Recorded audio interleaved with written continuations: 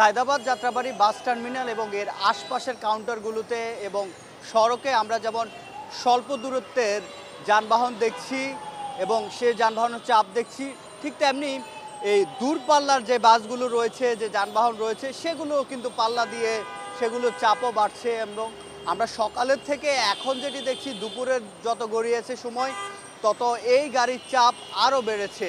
এবং আমরা সায়দাবাদ বাস টার্মিনালগুলো ঘুরে দেখেছি, সেখানে একেবারে দক্ষিণবঙ্গের জেলাগুলো, যেমন বরিশালের কথা যদি বলি, ভোলার কথা যদি বলি, লক্ষ্মীপুর, সেই সাথে আমরা চট্টগ্রাম কিংবা কুমিল্লার এবং আশপাশের যে জেলাগুলো রয়েছে সেগুলোর কাউন্টারগুলোতেও যাত্রী চাপ সময়ের সাথে বেড়েছে।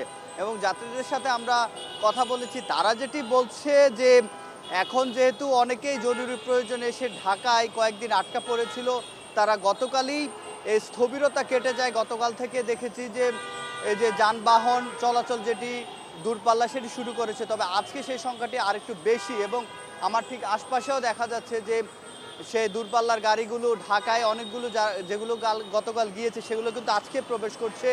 এবং সেগুলোর যে অবস্থা আমরা দেখছি যে ঢাকার ভেতরে যে ঢুকছে সেখানে যাত্রী সংখ্যা কিছুটা কম, তবে ঢাকা থেকে যেগুলো বাইরে যাচ্ছে সেখানে যাত্রীর সংখ্যা বেশি দেখছে। এবং প্রতিটি বাস আমরা দেখছি যে একেবারে পূর্ণ হয়ে তারপরে ঢাকা ছাড়ছে।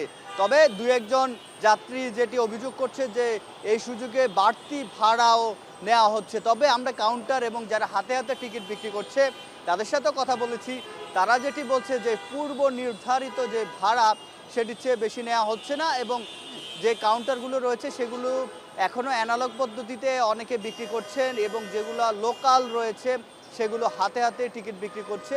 এবং যাত্রীরা যেটি বলছেন, যদি তারা নিশ্চিন্তে বাড়ি ফিরতে পারেন কিংবা গন্তব্যে ফিরতে পারেন, এটি তাদের জন্য স্বস্তিদায়ক। তো এই ছিল আমার কাছে সায়দাবাদ বাস টার্মিনাল থেকে সবশেষ।